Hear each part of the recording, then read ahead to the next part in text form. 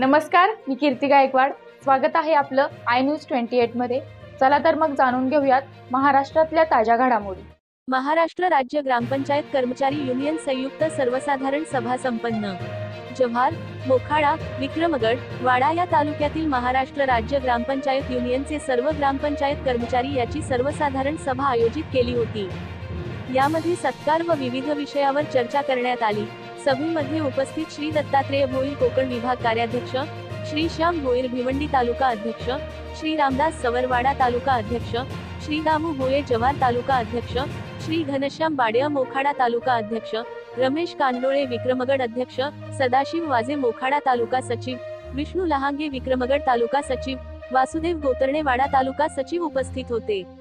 आयोजक श्री विष्णू जाधव व भारत पाटील यांचे नक्कीच सर्वांनी आभार मानले व जव्हार तालुका अध्यक्ष दामू भोये यांचा नियोजनात मोठा सहभाग बघावयास मिळाला। वार्ताहर कोऑर्डिनेटर जव्हार तालुका गणेश दळवी यांची रिपोर्ट।